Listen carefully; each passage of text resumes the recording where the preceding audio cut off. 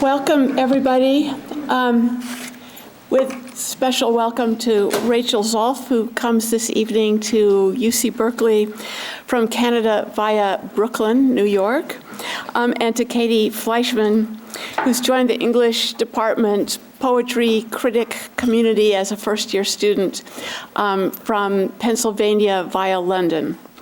I'm Lynn Haginian, professor in the department, poet also here and elsewhere. Before we turn our attention to this evening's event, I want to remind you of the other readings that are scheduled to take place in this room this fall. Thursday, November 4th, the poet Kenneth Irby will be reading with Charlie Legere. Charlie is finishing his dissertation this year, hopefully. And Kenneth Irby is coming from Kansas, which is where he was born and grew up.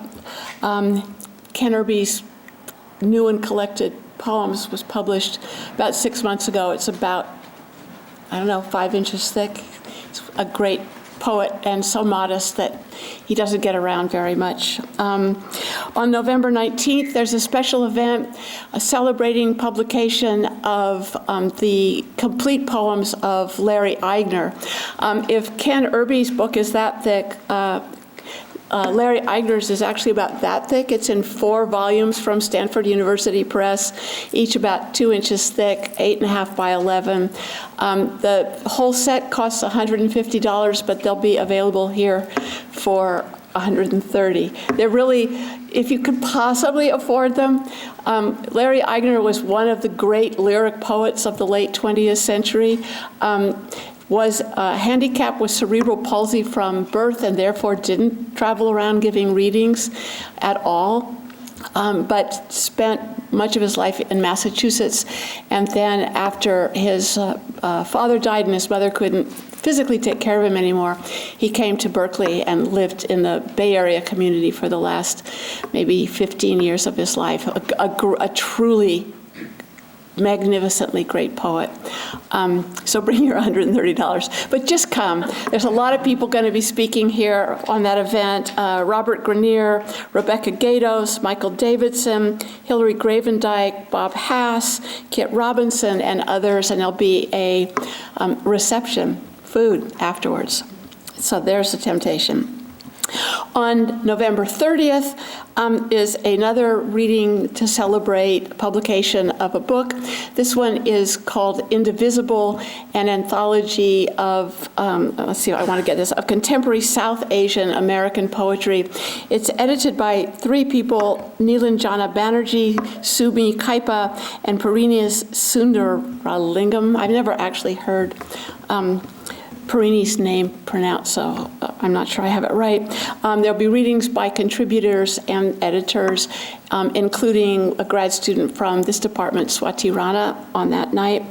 And then ending up the season on December 3rd, there will be another sort of celebration event, a memorial reading in honor of the late Leslie Scalapino's life and work. And that also will have a panoply of people reading at it, including Ray Armentrout, Michael McClure, Joanne Kiger, the filmmaker Conrad Steiner, but we'll be screening parts of some films that he's made based on some of Scalapino's texts. Okay, now to this evening's event. Rachel Zolf, as the headliner, will be introduced by Adam Ahmed, himself a poet and grad student here in the English department. But I am here to introduce the so-called warm-up act, which some of us, and perhaps including Rachel, consider the more desirable position. It is certainly not this evening a second-class position. Capitalism's privileging of stars over constellations would construe it as second class, but of course capitalism lives by, and perhaps someday will die by, class. I'm not throwing marks in gratuitously. Both of the poets we will hear tonight work consciously, though very, very differently, within and variously as resistant to or determined by the terrain of late capitalism. Katie asked me to introduce her part of the evening. I'm delighted and honored to do so. I'll start with a few biographical facts. Katie Fleischmann received her BA from the University of Pennsylvania, where she ran a prose poetry workshop. She received her MA from University College London, where she was part of the editorial staff of the student magazine. Her work has been published in various literary journals, Beginnings and Tengen among them. I myself don't yet know Katie Fleischmann's work well. I say this in the present context of my offering an introduction to it here tonight, not by way of apology or excuse, but as an occasion to vow to know it better, because what I have read thus far, what Katie has shown me, demands enormous attention and attracts me immensely. For now, I will take only the first, perhaps naive steps toward knowing her work, eager steps motivated by curiosity and a desire for more of the pleasures that I've experienced thus far in reading it. What I see in her work is a latent but powerful link between nature and narrative, a link that purposefully fails to narrativize, i.e. reduce, totalize, co-opt, even read nature, and that similarly and with similar purposiveness refuses to naturalize narrative. What is natural is imbued with time but does not or cannot release it. The natural world withholds time in Katie's work. Memory goes looking for it. I asked Katie what poets she thought had or were now exerting some influence over or providing some influence for her work. She named Nicanor Parra, Joy Harjo, William Carlos Williams. I can only speculate, but in doing so, I would venture to say that Katie, like Nicanor Parra, is an advocate for the unpretentious and an enemy of pomp. Her work is not irreverent, quite the opposite, but what she finds to revere, what she finds relevant, are mundane details, lived rather than fancied realities. She named Joy Harjo. Harjo is a poet of the four directions and the directions between those directions. In Katie's work, those are all ordinary directions, and potentially all the ordinary directions that are the commons of human experience. She mentioned William Carlos Williams. Like Williams, Katie's work speaks of the wonder of the ordinary. She is drawn to the quiet but powerful magnetism of the everyday. But Williams's ordinary world is profane. It is adamantly unesoteric, however erotically charged any moment of his encounter with it might be. Katie's ordinary world is haunted, but not by ghosts, not by loss, not by nostalgia. Katie Fleischmann's poems take us contingently, though also vividly, to a world that is memorable but unrememberable. I can't find any specific line that says so, and I probably wouldn't quote any if I did, since I'm going to leave it to Katie to quote her own work. I can't find any specific line that says how it is possible for language to summon or provoke the unpresentable, and to do so contingently, though also vividly. But that is my take on the poems that I've read. Ted Alexander, one of Katie's fellow first-year students, posited in class a few days ago that, quote, nature is everything that isn't culture, and that culture can't represent. I would venture to say that Katie Fleischmann's poems speak of and from that culture, postmodern or post-postmodern or simply post, and that they find it a melancholy place, but one in which it is possible to establish a place for imagination and for happiness. Katie Fleischmann.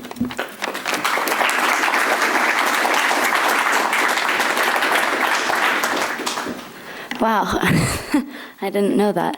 I really want to thank Lynn, both for the introduction and for the invitation to read before Rachel Zolf, which I'm really grateful for. So the first poem is about an eccentric man named Helmut and the dairy and apple farm that he owns in Stocken, Switzerland. So it's called Easter in Stocken. From our bedroom window, beneath the shadow of white mountains, we could see the sun glazing apple trees that were only just risking their blooms. We rode the farmer's bicycles to Romanshorn to see the swans announcing Christ from the muddy, bluish fringes of the canal. Oma brought us 3 painted eggs and a chocolate rabbit, which sat in the center of the table between heavy bread and Emmentaler, while we waited for Helmut, cooking supper. Afterwards, the cows had to be milked. The littlest one, who was not named because he would be sold for veal, took his milk from a bottle in my hands. At night, I touched your shoulder in the darkness, felt your breath through worn fabric, and from the kitchen we could hear the old-fashioned telephone ringing, the Sunday lover's call, Helmut cackling.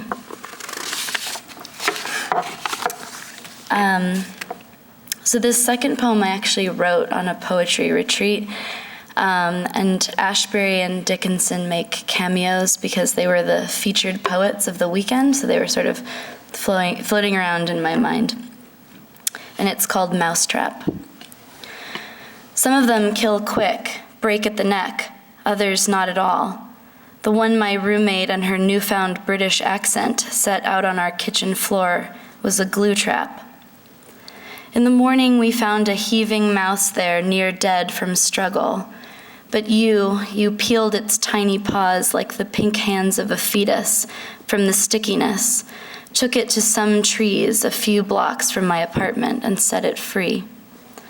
This is what I am remembering as I sit on the tangled roots of a tree by a creek, near an old dirt road and a white clapboard building, where I have been coiled up all day, talking about words. It was a late fall, wasn't it? And now an early winter.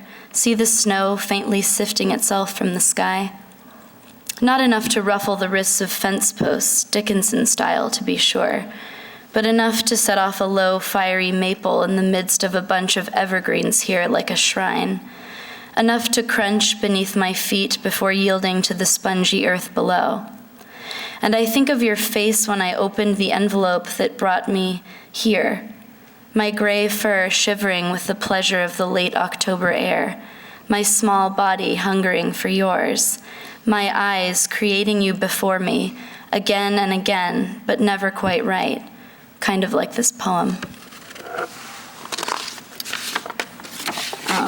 So I see a row of friends here who will know all too well that I got my wisdom teeth pulled out a couple of weeks ago, which is a really weird and horrible experience because they knock you out, and when they wake you up, they just hand you your teeth in a bag, which is like really bizarre and alienating. So this is a new poem, and it's called Teeth.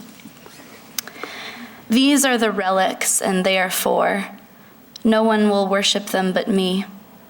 They stare at me from their tiny reliquary, a little blue paper bag with a transparent window in it.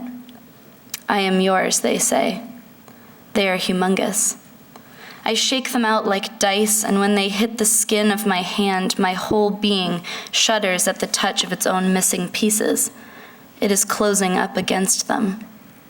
I am struck by their immensity, their broad, bumpy faces, their deep, twisting roots, their ends like hooks colored with my own dried blood.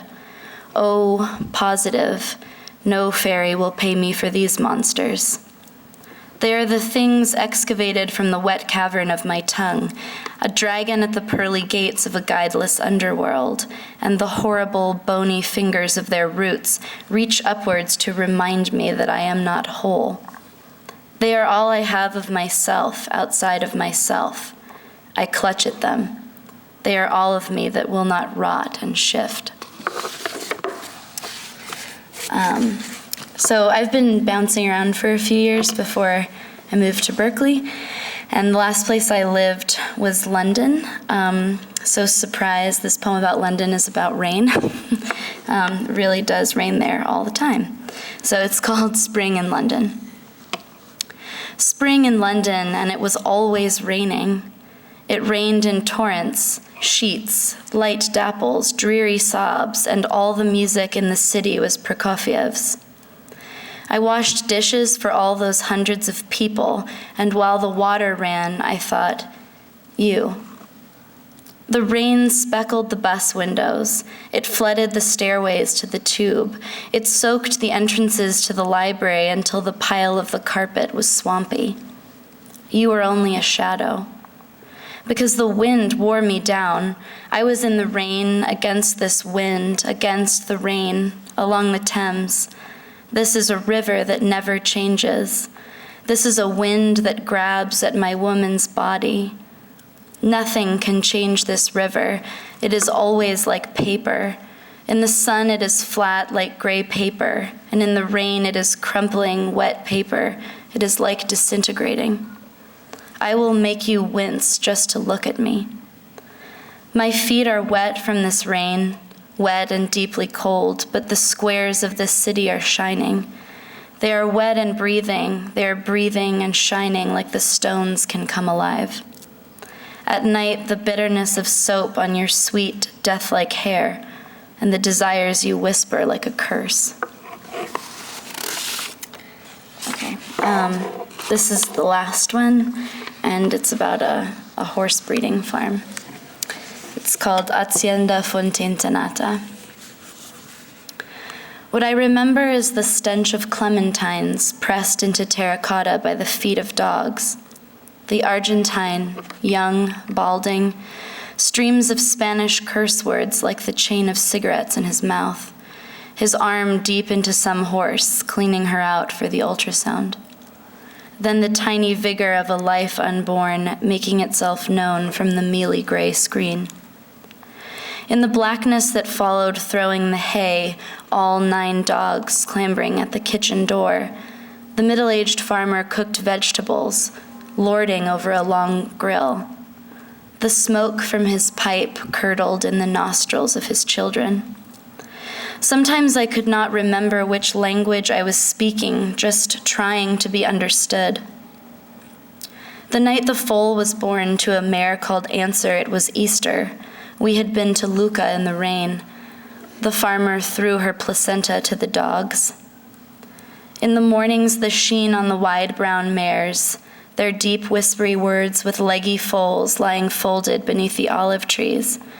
Then the slow ride over the hill at noon, the last load of shit for the day, and the Romanian woman there in the garden, squinting through the glare, silent in every language.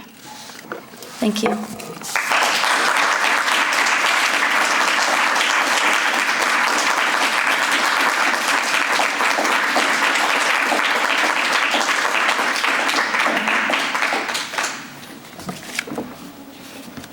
Rachel Zolf is the author of numerous books. Her latest work, Neighbour Procedure, was released by Coach House Books in 2010.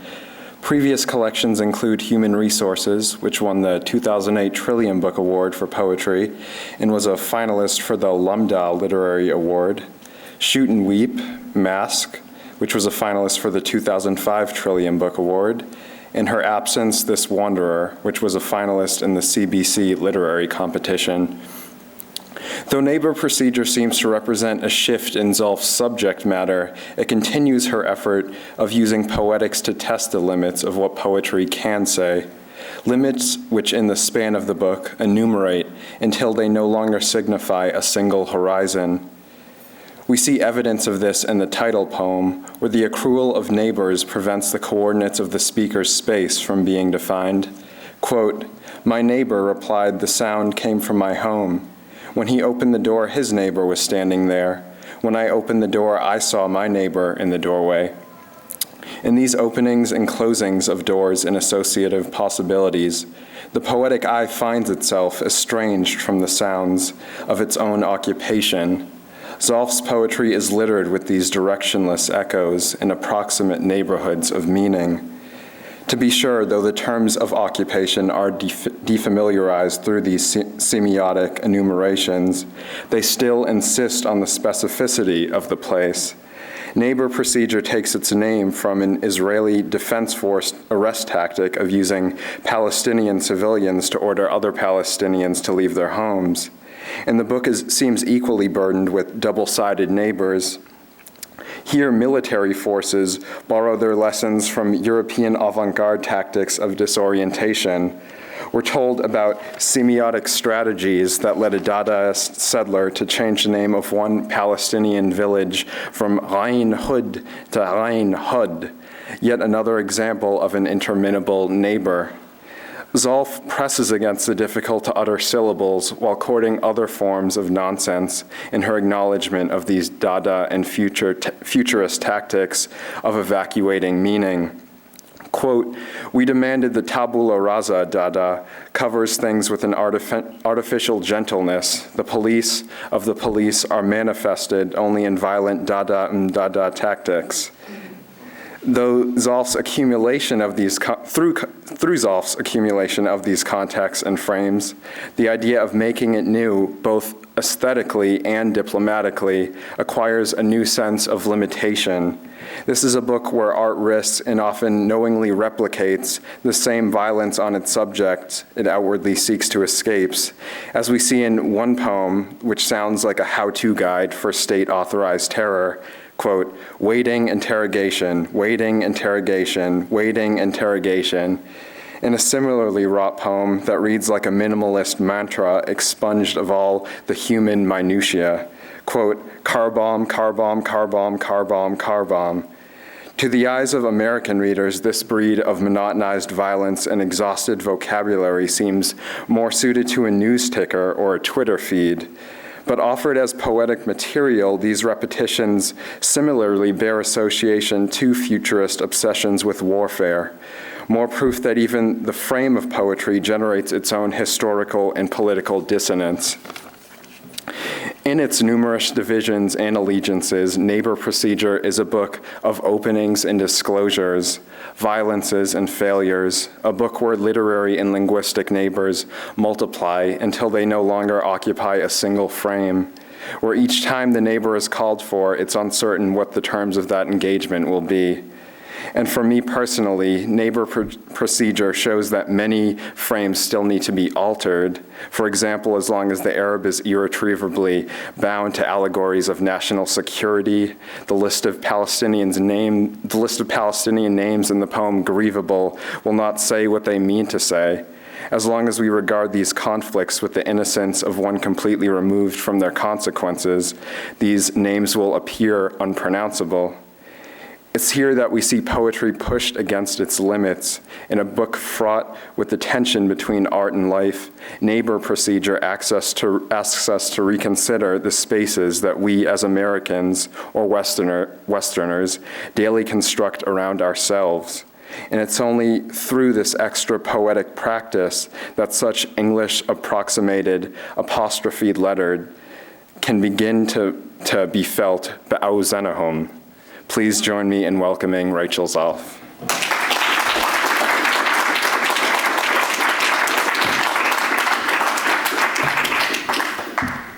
Thanks very much, Adam. That was lovely.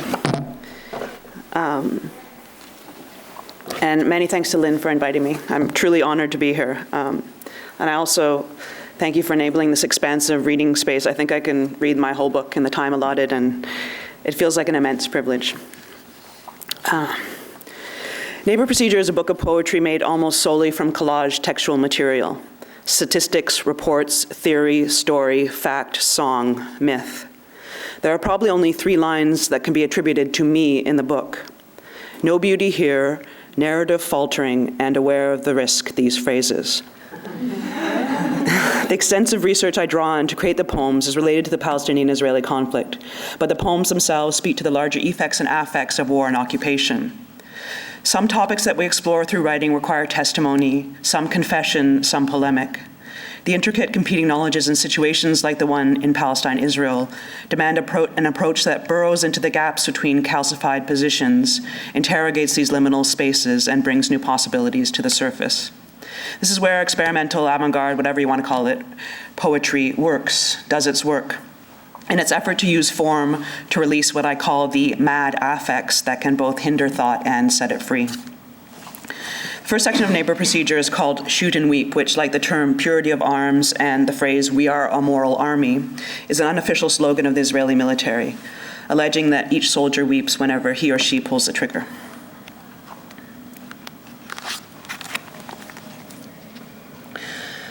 Asaf Balak Barak Bush Accountability Opera Litany. Ben Ami Ben Num Grapes of Wrath Yonatan Thunderbolt.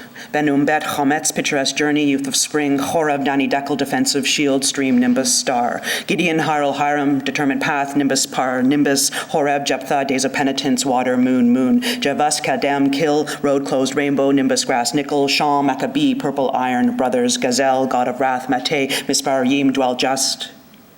53 Rooster, Nakshan Shvifan, Reward Change. Drazil, Raviv, 6, Yiftach Yoav, Yoram of Direction, Summer, Bulmus, Boxer, Avda, Susanna, Musk, Rains, Truthful Prom, Focus, Steamroller, Atir, Slope, Kadesh, Iscast, Led, Cast, Omer, Makbesh, Omer, Promise, Truthful, Kadesh, Slope, Steamroller, Focus, Rain, Summer, Dire, Musketeer, Susanna, Boxer, Bulmus, Section of Change, Re, Avda, Yoram, Raviv, Drizzle, Ward, Just Dwell. Yiftach Shvifan, Rooster 53, Wrath Brothers, Nakshan, Miss of God, Gazelle, Nickel, Iron, Purple, Rainbow, Parayim, Mate, Grass, Nimbus, Closed, Road, Pen, Maccabee, Kilshan, Moon, Water, Attents of Days, Path, Kadem, Javas, Jep, Nimbus, Spar, Nimbus, Determined Shield, Hatha, Horev, Higher, Star, Nimbus, Stream, Defensive Journey, Am, Harel, Gideon, Spring of Youth, Picturesque, Rathab, Dekel, Danny, Hor, Thunderbelt, Yonatan, Grapes, Account, Ev, Chometz, Bet, Numbet, Litany, Opera, Peace, Ability, Bush, Bramble, and Numben, Ambi, Ben, for Galilee, Bramble, Galilee for Peace, Barak, Balak, Asaf. Feel compelled to learn how to say these names. Judith Butler, Precarious Life, The Powers of Mourning and Violence. A priori. If the Sabbath is a form of constraint, if jihad is the first word learned, if Elie Wiesel is the Holocaust, if one must expropriate gently, if Messianism licks at the edges of thought, if the truth does not lie in silence, if Naf is self and brother, if the space between two words can be bridged, if moderate physical pressure is acceptable, if the primary target is the witness, if epistemological mastery is an unclosable wound, if Bitahan was trusting God, now military security, if there is horror at the heart of divinity, if the body goes off near the Sparrow Pizzeria, if the apocalyptic sting is gone from Hebrew, if the first stage is not knowing at all, if this state is the golden calf, if ingathering means expulsion, if catastrophe becomes a passion, if we shoot and weep, if Israel is not an Israel, if the treasure house of well-worn terms is laden with explosives, if Ha'apala catastrophic breakthrough, now illegal immigration, if the bodies of the exploding martyrs smell of musk, if every breath of fresh air is a border, if the state no longer decides who lives or dies, if some are eternally innocent and good, if a key is an archival artifact, if the planes return safely, if they are all enthusiasm, if you are Hamas, if one is Israel, if cruel history repeats itself as its own cure, if it happens inside the Sparrow Pizzeria, if there is invasion of the order of the border, if the animal is discomforted during slaughter, if the band of the blind plays and refreshments served, if the third stage is but what can be done, if Shahid is martyr and witness, if preventative is energetic liquidation, if some are a community of fate, if we will, and it is a fairy tale, if Sparrow did not participate in hostilities.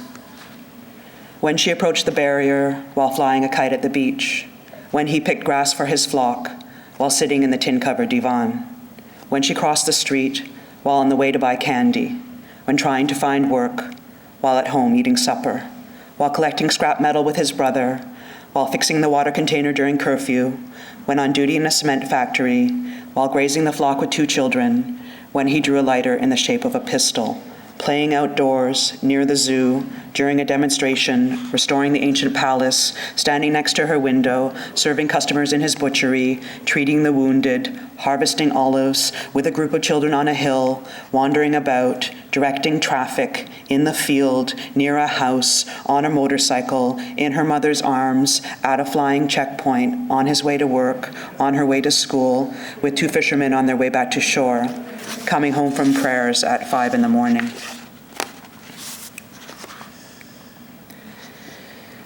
The Neighbour Procedure. The neighbor goes in first. I asked my neighbor where the shouting came from. They took me to another neighbor's home.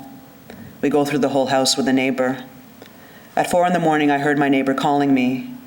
The neighbor doesn't have that option. We were 7 meters from the neighbor's house. The neighbor shouts, knocks on the door. They ordered my neighbor to bring out the wounded man. My neighbor replied, the sound came from my home. When he opened the door, his neighbor was standing there. When I opened the door, I saw my neighbor in the doorway.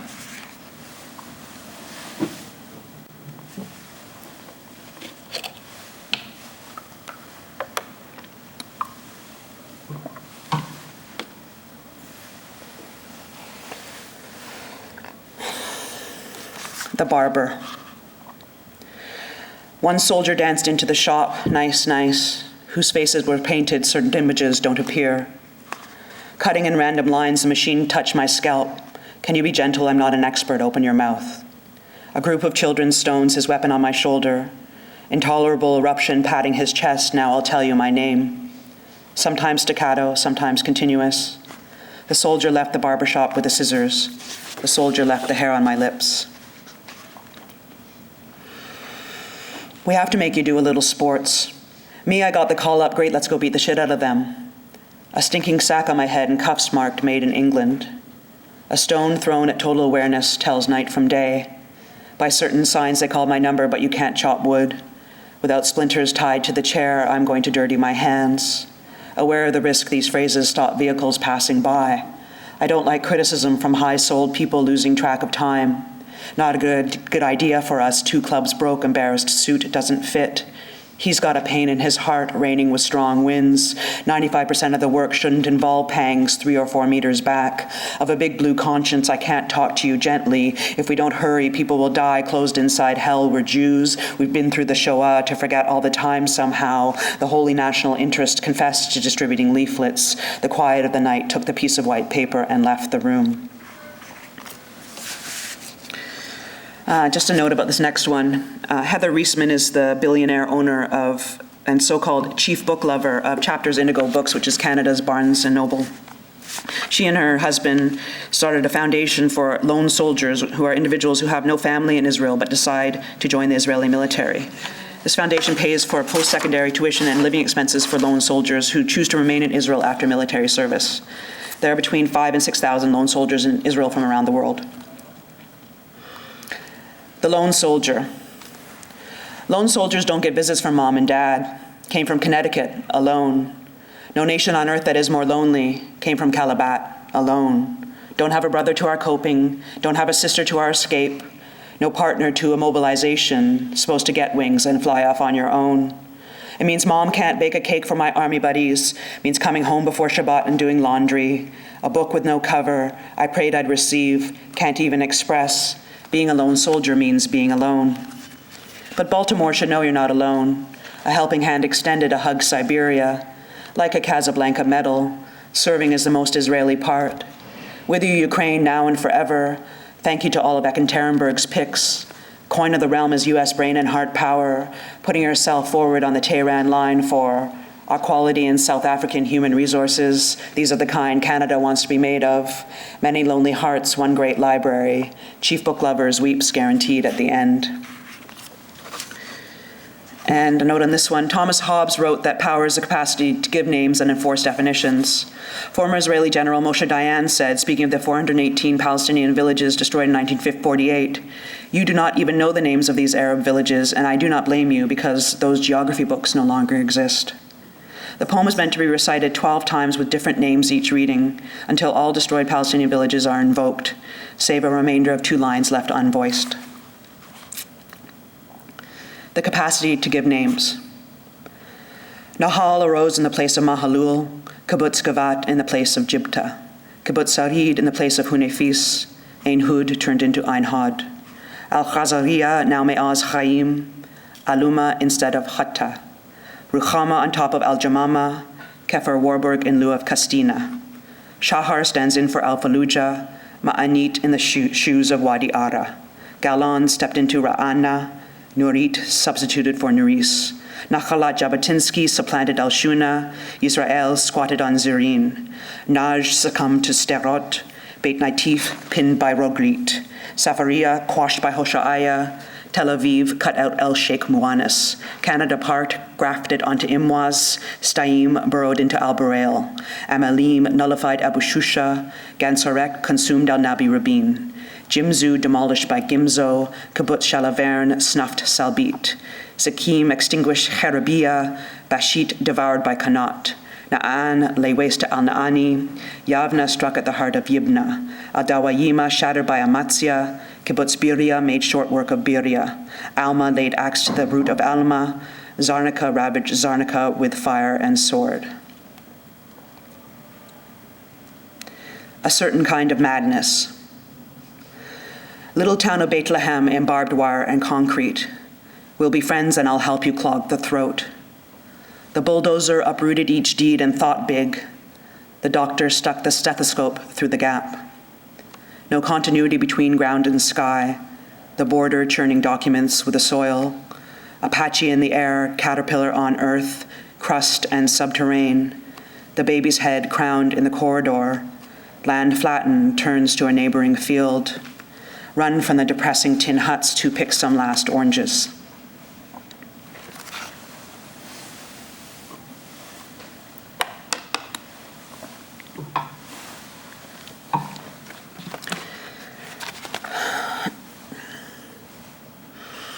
At the gate.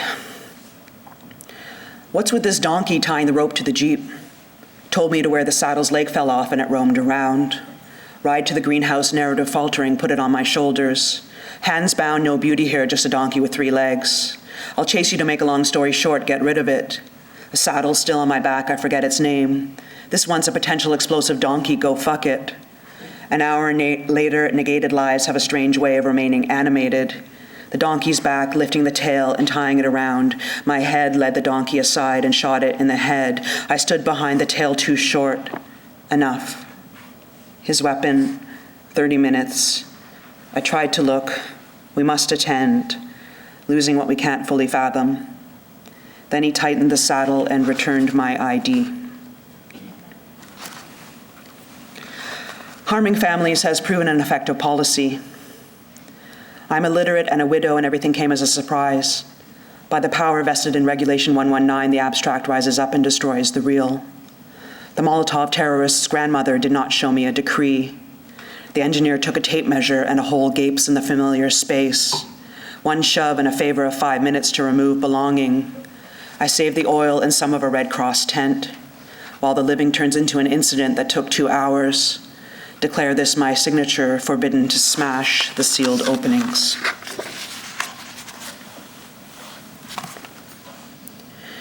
Car bomb, car bomb, car bomb, car bomb, car bomb, truck bomb, car bomb, car bomb, truck bomb, suitcase bomb, car bomb.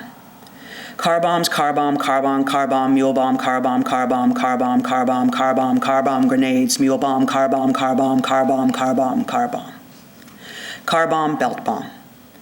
Belt bomb, bike bomb, belt bomb, car bomb, mule bomb, belt bomb, belt bomb. Belt bomb, belt bomb, belt bomb, belt bomb. Belt bomb, belt bomb, belt bomb. Bike bomb, belt bomb, belt bomb, belt bomb, belt bomb, belt bomb, belt bomb, belt bomb, belt bomb, truck bomb, car bomb, belt bomb, belt bomb, belt bomb, car bomb, belt bomb, car bomb, belt bomb, belt bomb, belt bomb, belt bomb, car bomb, car bomb, car bomb, belt bomb, belt bomb, belt bomb, belt bomb, belt bomb, belt bomb, belt bomb, bag bomb, belt bomb, car bomb, belt bomb, belt bomb, belt bomb, belt bomb, belt bomb, belt bomb, belt bomb, belt bomb, car bomb, suitcase bomb, belt bomb, car bombs, belt bomb, bag bombs, belt bomb, car bomb, belt bomb, bag bomb, belt bomb, belt bomb, belt bomb, belt bomb, bag bomb, bag bomb, belt bomb, belt bomb, belt bomb, belt bomb, belt bomb, belt bomb, belt bomb, belt bomb.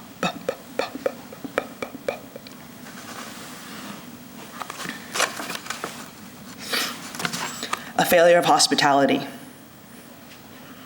I had normal dreams like wires dangling everywhere. The ludicrous thing about order won't hear lies, only peace. Her body full with splinters can't pick the olives alone. Luxurious character of the negative raised a lion in your house. No Hebrew word for integrity will be a blazing light. Future collapsed in present execution and mourning. Duty of guest and host a torn native. Narratives compete for a sacred hair lying where it shouldn't. Stoked button, the key to distilled water, living a quiet way. This unbearable intimacy, a purity of arms suturing. Chocolate cake with coconut flecks none of us taught to see. Besieged body a piece of metal we will offer all our children. This permanent remembrance slaughtered, and we promise a pleasant life.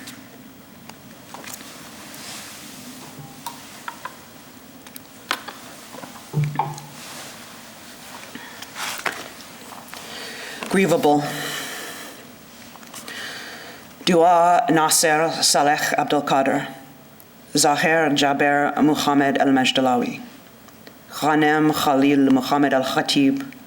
Jihad Abel Majid Ismail al-Haya. Aida Daoud Patia. Abir Bassam Abdurrab al-Alamin. Nizar Raji Abdullah Obeid. Fatma Muhammad Hussein.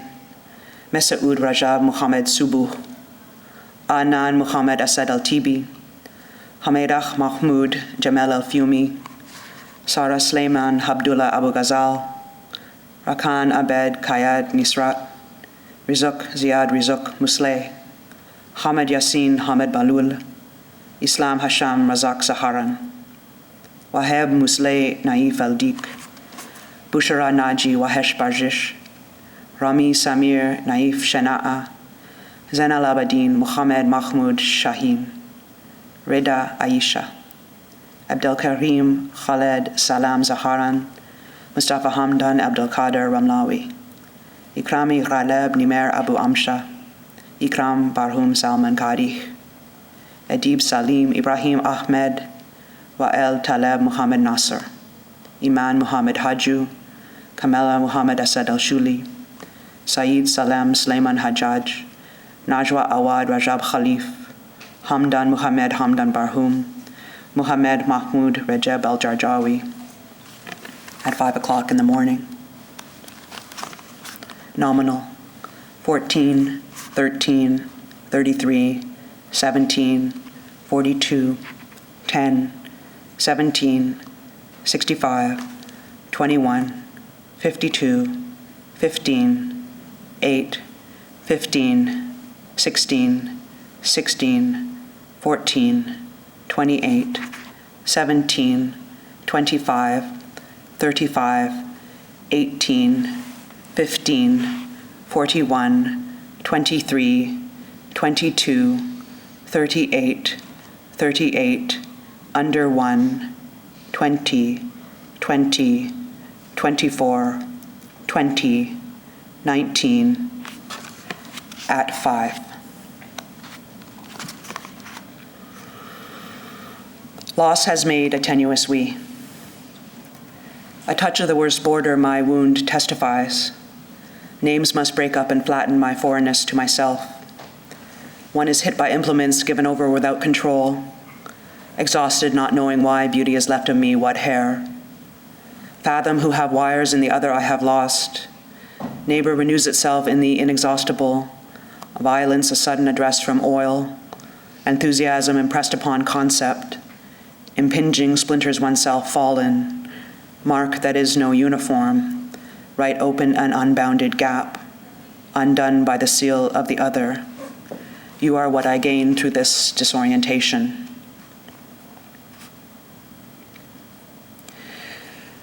Waiting interrogation, waiting interrogation, waiting interrogation, waiting rest, waiting interrogation, rest, waiting interrogation, waiting interrogation, waiting interrogation, rest, waiting interrogation, waiting interrogation, waiting interrogation, rest, waiting interrogation, waiting interrogation, waiting interrogation, rest, waiting interrogation, waiting interrogation, waiting interrogation, waiting rest, waiting interrogation, waiting rest, waiting interrogation, waiting interrogation, waiting interrogation, waiting interrogation, waiting interrogation, waiting rest, waiting interrogation, waiting interrogation, waiting interrogation, waiting rest, waiting interrogation, rest, waiting interrogation, waiting interrogation, waiting interrogation, rest, waiting interrogation, waiting interrogation, waiting interrogation, rest, waiting interrogation, waiting interrogation, waiting interrogation, rest, waiting interrogation, waiting interrogation, waiting interrogation, waiting rest, waiting interrogation, waiting rest, waiting interrogation, waiting interrogation, waiting interrogation, waiting interrogation, waiting interrogation, waiting rest.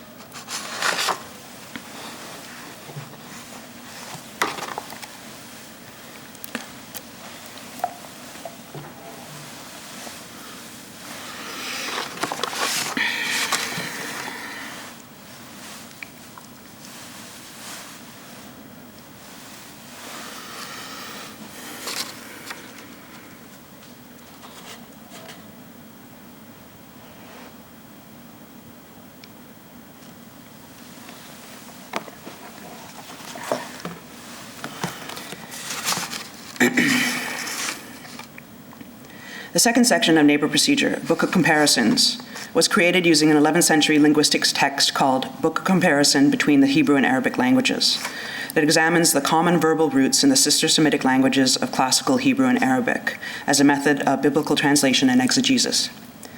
The text was written in Arabic by Andalusian Jewish scholar Abu Ibrahim Ishaq ibn Barun. As most of you probably know, Andalusia was that somewhat realized utopia where we all spoke Arabic and got along. Using the English translation by Pincus Wechter, I transcribed words in the order I found them under root entries in the text. The numbers in the poem refer to the specific passages from the Bible. I went to Palestine, Israel for the first time in January 2009, which happened to coincide with the most recent war in Gaza, Operation Cast Lead. Named Cast Lead after a famous children's Hanukkah poem because the operation started during the Festival of Lights and some very special dreidels are made from lead. After I returned to New York, I found this poem much too beautiful and naive, so I inserted some English loanwords as they are used in modern Hebrew, partly as an impure gesture to the de-Arabization of the Hebrew language and culture in its modern incarnation. Modern Hebrew is, of course, a new language, and its creators only had the Bible to go on, so they had to coin thousands of new words, many drawn from that imperialist beast, English. Among the new coinages in modern Hebrew, many of which sound like they're coming out of the mouth of a Dutch South African with Italian grandparents, Platfoos is flat-footed, Cello Larry seems to mean cellular, and Le Condell is a slang take on former U.S. Secretary of State Condoleezza Rice. According to the online double-tongued dictionary, people say they don't have time to Le Condell, meaning to come and go for meetings that produce few results. Book of Comparisons transformed in tandem with the progress of my unknowing in relation to this project and became indebted to a statement by Jacques Derrida. Far from being the beginning of pure ethics, the neighbor as like, le prochain comme semblable, or as resembling, as looking like, spells the end or the ruin of such an ethics, if there is any.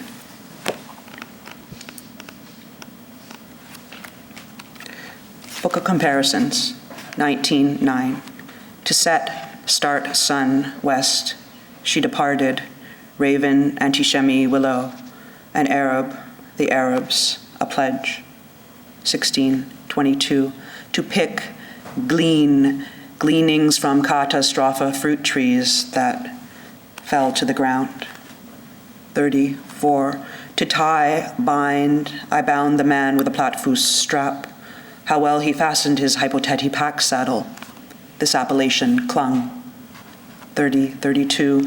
Black charcoal virus, metaphorically similar to hover roundabout, bird, circling, the basic meaning then ballon, clinica, wall, encompassing a city. 21:18. Nose partition perforated, so-and-so was cut off by ambulance, death, declare unlawful, America, sacred. 14:3. They united, became intimately acquainted. I shall adorn Hamugwani's speech, similar to formali geometria composition, scar of a wound. There is no hair on her head, spots in the leopard's fur, soft hair, fur. 16:26. To commit an offense in my creme opinion, similar to Arabic, be light, light-minded, for his mouth was guamol clutch, of the same meaning my kleptoman rashness. Let it not be heavy upon thee, let my terror not frighten thee. 8:17. Denominative slang from Jew, to repent, return to good. 22:12, gathering together Teoria waters where fighter people assemble. I made the spearheads thin, thin points, thin bread, thinness, saliva. Thou dost not let me swallow my nostalgia. I allowed Casanova to swallow his saliva. 11:9, to throw into virtuali disorder, the confusion of tongues, moistened sociologia, dripping into the eye. 107:30, the place of their desire derived from to possess ultimativi. They did not project the knowledge of organi days, one who augurs from the flight of birds. 13:28, black spots on a white surface, white spots on a black surface, Coca-Cola brand mark, cauterizing iron. 2:5, strengthen me, i.e. my blues heart, with chocolate apples, rafters of a categoria. 12:4, Cello Larry struck Brother Le Condell on the heel, choreographia, traces, carnival, acclivity.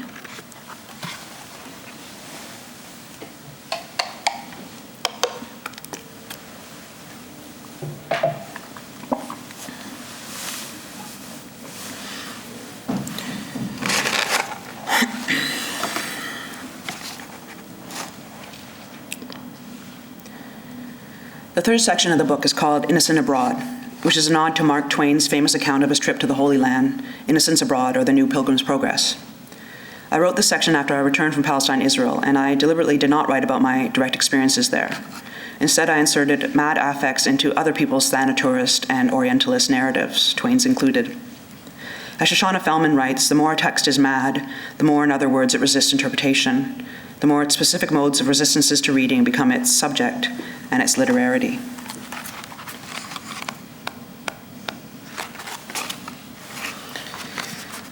How to shape sacred time. I can see easily enough that if I wish to profit by this tour, I must studiously and faithfully unlearn a great many things I have somehow absorbed concerning Palestine. Will you render 790 setet me a recompense? And if you recompense me speedily, will I return 7 saba'at to 5 upon your own head? I have purchased the right to access, must begin a system of reduction. The magic recipe is therefore anticipate, approach, acknowledge, afterthought. For whatsoever man that hath a blemish, he shall not approach a blind 578 sheva, or a lame 645 hey, or he that hath a flat nose, or anything superfluous 831 wahed. A willingness to endure loneliness, a relaxed way with odd growths and unexplained fevers like my grapes. The spies bore out of the promised land everything in Palestine on too large a scale. Separated from thy bowels, people stand 597 Hamesh upon the wall. The word Palestine brought to mind a vague suggestion of a country as large as the U.S., breathtaking scenery, beautiful faces, and unbelievable destruction, shocked by the strain of displacement into significant experimentations written that thou mayest teach 3 Gimel 8 for them. Some of my ideas were wild, prickly pears like hams. One could not say I failed to stretch out this very own body along the coast beside the sea, sinking bones into stones, a sardius, a topaz, and a carbuncle. Behold, I will lay 541 Arba stumbling blocks, for mostly it's just cool to be in a place called Catastrophe. Oriental scenes look best in not overly touristy steel engravings. I must try to reduce my ideas of Palestine to a more reasonable shape. One gets large impressions in boyhood she has to fight against all his life. All these kings 4 Arba'at 2-8 that were with her and smote 5-2, but one shall come out 3 Talata 1-8 of thee. This next poem employs multiple English translations and erasures of one Quran passage found on the online Yet Another Quran browser. Messenger. We made a covenant of old with the children of Israel, and we sent unto them messengers. As often as a messenger came unto them with that which their souls desired not, they became rebellious. Some they denied, and some they slew. Took, apostles, go so far slay. Verily, whenever group, certainly did. But hearts treated, sought, taken, compact. Whensoever cried lies, loved, part, oft, formerly, imposture. Laqad khadna mitaka bani Israila wa arsalna ilahim rusulan kulama ja'ahum rasulun bimala tahawa anfusuhum farikan kadubu wa farikan yaktaluna.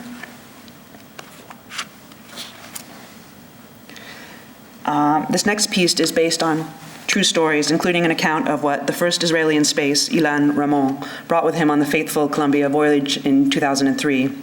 And a newspaper article on Israelis buying up plots on the moon. I'm going to invite the lovely and talented Dr. Judith Butler up to assist me in bringing these fascinating true stories to you. What page am I on? You can just share with me if you want. Okay. We haven't practiced, so okay, come closer. That's okay, I can do it. All right, it's 5859. Got it. I'm going to start. So the poem's called Jews in Space, or Jews in Space. It's a lunacy. The setting is 2 women aged 50 to 65, partially clad in the locker room of the downtown Hebrew Y.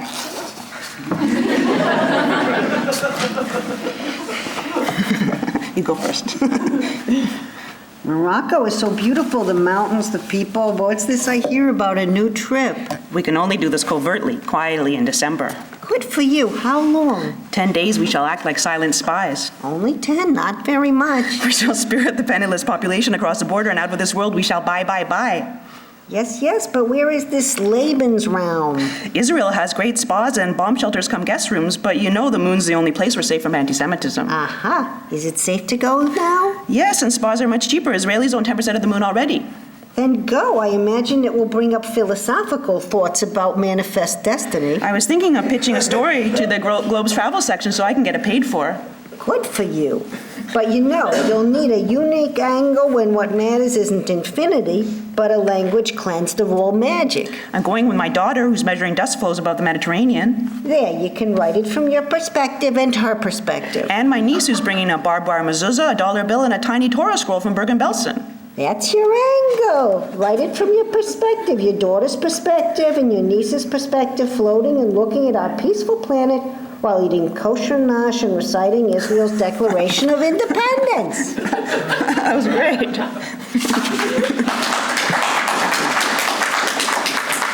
Thank you very much.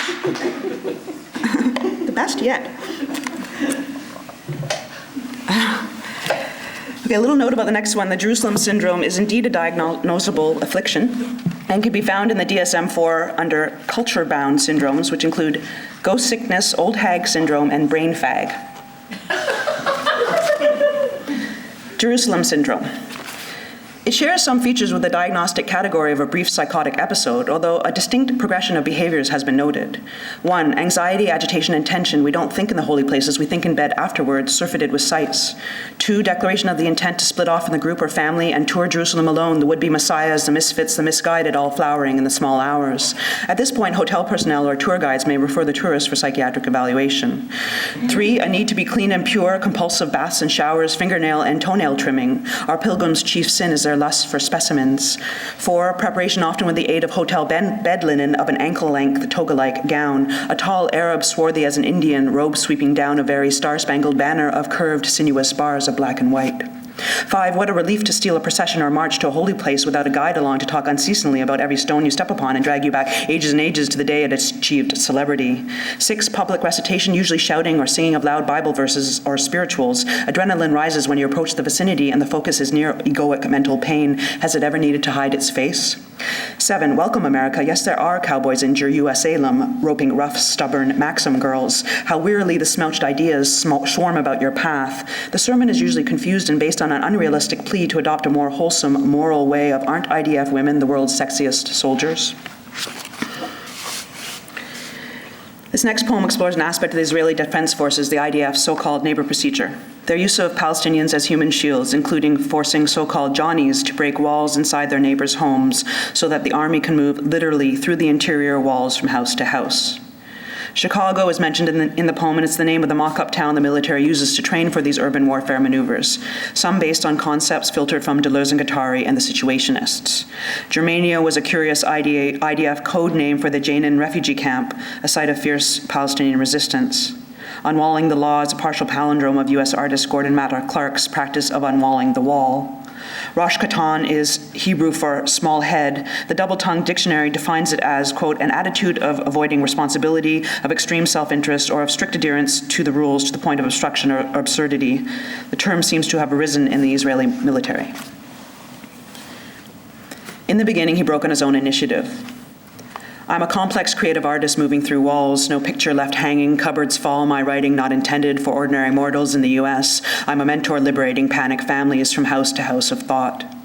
In the first house, we took a Johnny for a neighbor procedure blown through autarkic swarm holes, collecting inverse stuff, geometry ensuring nothing fractal booby trap maneuvers inside rooms before you do Germania, so if a terrorist inside Chicago, he would be hurt and not you. War, a matter of reading. Actually, he is doing systemic searches, smoothing out the urban environment, maybe even translating, I don't know what, this hero in a permanently coalescing space on his own initiative, totally 5-kilogram hammer logic to conceal form you operate, but not by presence, D&G, a little too opaque kind of routine. Each time a house addressed an incomprehensible language took the hammer, and we would watch the reorganization of urban syntax. Only in retrospective, I thought Rosh Katan discharge left Johnny in and of the drift, unwalling the law, not from a love, for Israel will never understand the rival's system kills you as a guest.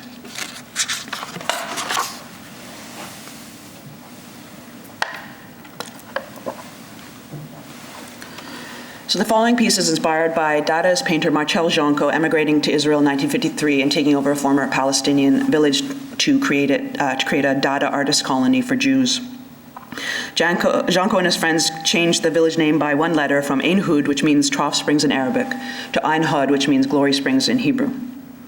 The title of the poem is stolen from a famous Dada sound poem that Janco collaborated on with Tristan Tzara and others, which translates as, "The Admiral's looking for a house to rent."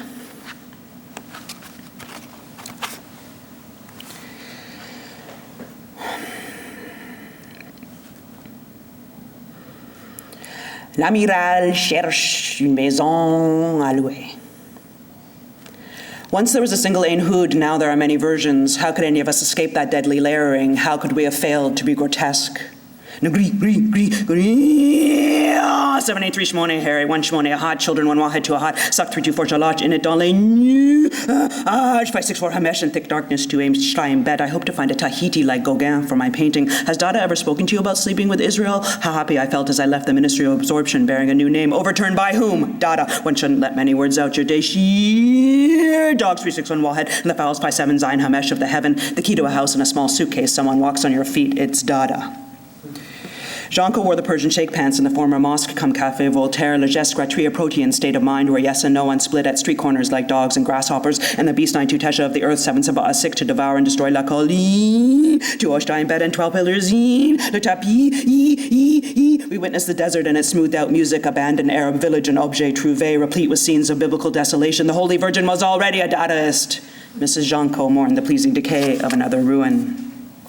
We demanded the tabula rasa data covers things with an artificial gentleness. The police of the police manifested only in violent data acts. If all pills are pink pills, a virgin micro penetrates, small blue and white pottery dish in the door with the insistence of air. Janko dances for 2 arba 6, saying 5 Hamza 9. Saul has slain 5 2 bet 1 his thousands, and David his 10 7 2 3 talata to his own boom boom boom boom boom boom. Each Negro mass demanding an appropriate costume. Smoke 5 2 bet 1 and discomfited thee an arc of gophers, set of gestures close to madness, paradox, triumph as the feeling grew, forbidden to touch a non-native pine trees, killing the olive. Pawn shop, Dada the white cat meows, lawns and flowers all collapses somehow. Dada Dalai Lama, Buddha, Bible and Nietzsche. Air in the house, Harta da Homo da Halo, a place halo of Sumud da Soccer da. World's best lily milk soap, Das Dingham. Dada don't want words other people have invented, sold in the museum in homage to Duchamp. I'm here accidentally.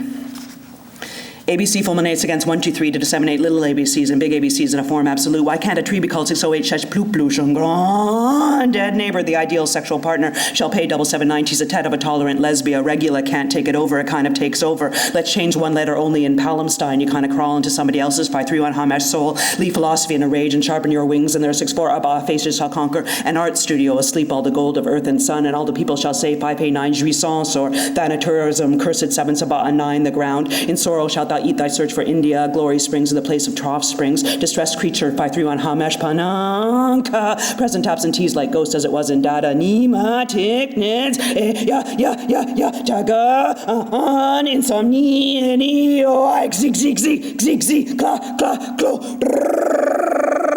the rest is one leg sauce.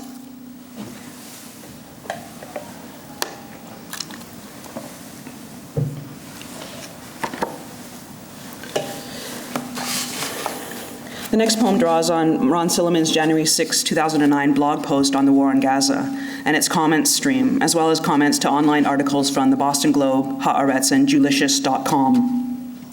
It struck me as particularly curious that Silliman, who like most poetry bloggers has no real stake in the Palestinian-Israeli conflict, was asked by his readers to post about the war as simply a voice that matters, and that he obliged his fans while supposedly bleeding for the victims of all sides.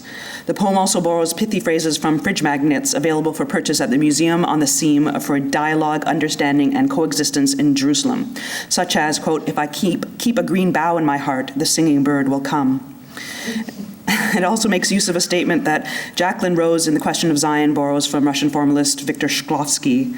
There is no third path, and that is the one we're going to take. Talk back. Suga makes an all too common error in stating you're a voice that matters. The guiding principles of the Talkback Forum will be mutual respect and an openness to generations of Suris. It's 1959 all over again, or 969, or 1979, or 1989, or 1999. It's 1959 all over again, or 969, or 1979, or 1989, or 1999. Sugar, I have no idea what motivates you as long as men are willing to demonize one another. What happened to the Native Americans was going to happen at some point, like Groundhog Day, replete with blood and death. Participants, even if they oppose coexistence, must, within the confines, a boy walks through the rubble, strumming on a broken oud, thinking, why Palestine? Why not somewhere else? Baja California, perhaps. Take the whole damn peninsula. We'll work out the details with Mexico. Suga, there is nothing to be discussed. Hebrew and Arabic writing are both pretty looking. Serious talks might begin if both sides use the epoche of Husserl with the God thing. Shit, with time and patience, censorship is an unapologetic mulberry leaf, all our ingenuity a silk gown. Suga, what a hypocrite liar you are. Political orientation has no bearing if I keep a green bough in my heart. Have you, Suga, ever told the truth in your life? It often seems like events clash with their own interpretation. Who taught you to lie, and lie? Calling you names is worthless. Spike it in the water system. Get them to forget for a year. Because you have no shame, get everyone to go to sleep, basically worthless. Sugar, sugar baby, when you go outside, watch the weather. If there is no third path when you come inside, watch people's faces and the singing bird will come. That is the one we're going to take. In the meantime, I bleed for the victims of all sides. Don't pull down the fences. Sweetie pie, sugar, have a good one. Nighty-night. Shalom. Grounds for deletion. 1, racist remarks as well as slurs on the basis of religion, ethnicity, and gender. 2, use of the terms Nazi, Hitler, ethnic cleansing to describe the actions and policies of Israelis or Palestinians. 3, personal attacks, vulgarities, and profanities directed at participants in the forum. Hang in there, sugar. 4, if you are patient in one moment of anger, you will escape 100 days of advocacy of violence against individuals or religious, ethnic, or racial groups. 5, use of the phrase, there are no Palestinians, or derivatives thereof. It is only when the cold season comes that we notice the pine and cypress to be evergreen.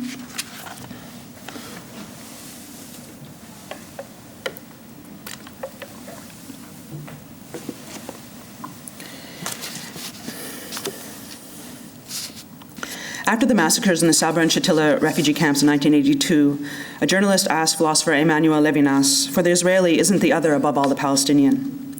Levinas replied, my definition of the other is completely different. The other is the neighbor who is not necessarily kin, but who can be. And in that sense, if you're for the other, you're for the neighbor. But if your neighbor attacks another neighbor or treats him unjustly, what can you do? Then alterity takes on another character. In alterity, we can find an enemy, or at least we are faced with the problem of knowing who is right and who is wrong, who is just and who is unjust. There are people who are wrong. Indeed, there are. Acknowledgement. The third point creates a space rather than a line. The experience when you come face to face with the focus, not just in the vicinity, the milk coming from an outside breast, not me. Buber took Saeed's home with a deed from the Jewish agency. Life owes me reparation, and I will see that I get it. Drawing a line between inside and outside, they love their delusions as they love themselves, for they are exceptions and intend to remain so. Here we go round the prickly pear, terminology the properly poetic moment of thought. It's only because we can count to 3 that we can count to 2. The Levite and the Cohen pass by the injured man. Stop where you are and acknowledge its presence with a section marked acknowledgement. We who live are also always killing. Hey, you. The poem already exists before it is written. Levinas stands watch over the Shoah, ethics suspended at the border crossing, dream of virgin lands and Arctic snows, a world without difference, textuality. It is never just me in the event. Philosophy chokes on a small fragment, some strange zug in the Mussulman's face, a bit of microeconomics, the person. Here I am, a debt that can never be amortized. Undecidability stops in the fractal space between I and thou, the killing and dying. Unthinkable truth of living experience, only the unforgivable can be proximity, taking a new meaning in the landscape of contiguity. Mixed crowd. And we said unto the children of Israel after him, dwell in the land, but when the promise of the hereafter cometh to pass, we shall bring you as a crowd gathered out of various nations. Securely, second warnings came, together, mingled. Then, final, comes near, Christ's Son, Mary on earth. Next life, ye promised peoples, go live into this rabble. Up, be fulfilled, promiscuously. Wakulna min baradihi libani Israela, iskunu la'arda fa'idha ja'a wadu el akhrati jina bikum lafifan.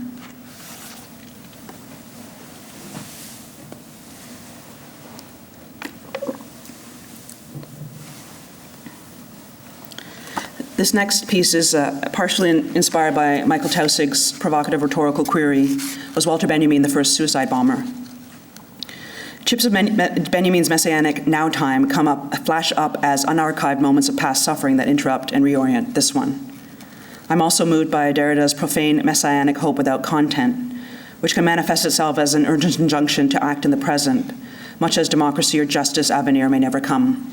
Maybe it will, maybe it won't.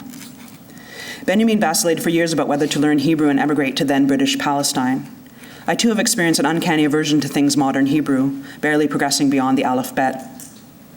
Hannah Arendt appears here in reference to her writing The Human Condition, partly as a response to the failure of the binational state in Palestine. Heidegger's love sigh to Arendt's Jewish hair makes an appearance too, as do the Guantanamo detainees who wrote thousands of lines of poetry with their fingernails on styrofoam cups. I'm indebted to a statement from Zizek Santner in Reinhardt's book, The Neighbor, 3 Inquiries in Political Theology, If you do not want to talk about Odradek, Gregor Samsa, and the Musselman, then shut up about your love for a neighbor. Anticipate, peut-être. Was Walter Benjamin, one Wahed for Dalit, all these things against me, the first suicide bomber carrying all his cattle, all his 7.390 goods, a book of Hebrew grammar, this 3.7 Zion 8 babbler, a setter forth of strange one Wahed for 0 gods, a pathological vacillation? Did the human condition and Battlestar Galactica arise, walk through the 7 Zion 6 land and the length of the breadth of the binational states 257 Shaim cubits, failure less a body of work for 390 she made than an action? I wish I could run the 5-fingered comb through your frizzy hair. Odradek and the little hunchback poets say we are 207 Efes, also 253 Shtaim. Our offspring present a special risk to national security out of sheer passion. They'd never do harm because my soul's 3 Gimel 6.5 precious to a fly. Configurations on the sky, strong as a molten 3 Talata Gimel 2 looking glass, something like the rustling 510 Sifra falling allegorists, catastrophic spell of the hump things assume in oblivion, contradictory and mobile whole scraps at daybreak. The state of emergency is no longer the Hasbara, but the de la termunt swerve that trips up thought. My penny in the slot made a slight adjustment like wayside robbers relieving the idle stroller de boule of 49 levels of meaning to sail the 51L7 coasts of Asia. Somehow is the stamp of a point of view making 3/8 Shalish 5 brick now. Somehow Angelus Novus shouldn't hang over the backside of the tabernacle in the Israel as a Prince Hast Thou Power museum, count 7 Saba'a 16 for the lamb off our crepuscular blushes, like a collection notice, où sont les clarinettes, for paradise. Never trust what writers say about standing alone when Aleph or Abba Benjamin needed instruction to hold a cup of hot tea. Oh, my friends, there is a friend has stricken thy hand with a stranger. The book and she shall blot for 2bet9 is more important than la su urfa as.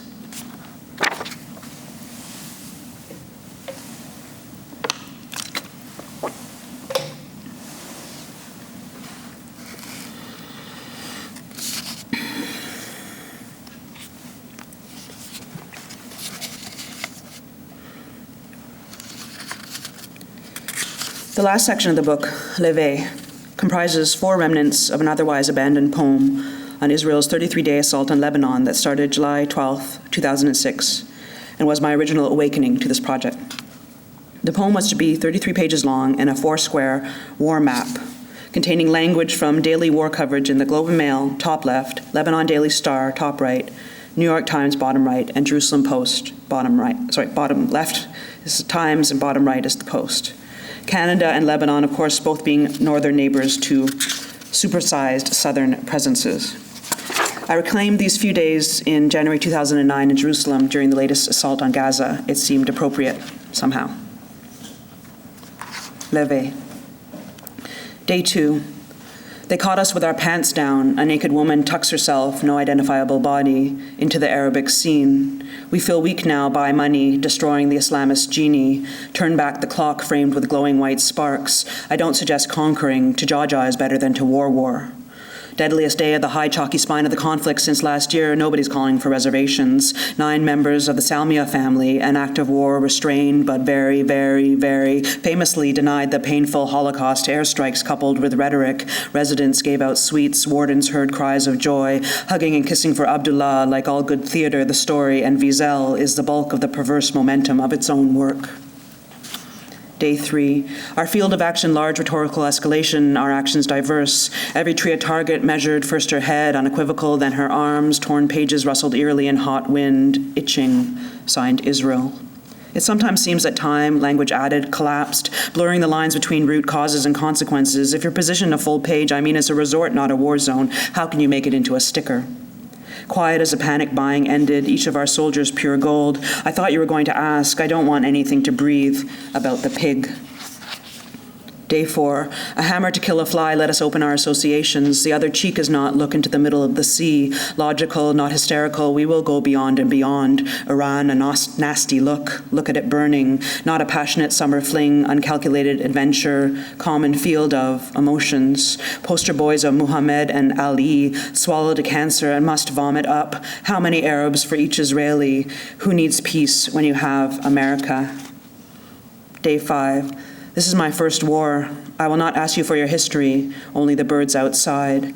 All the prophet's household clutching her preferred microphone. Not carte blanche, but a clean table, the robot bomb probe waltzed. Back into the gyre, one for a baby, two a road accident. With folded hands, the family playing host to the missile. Deal the cards yourself, it's in the DNA. Thank you.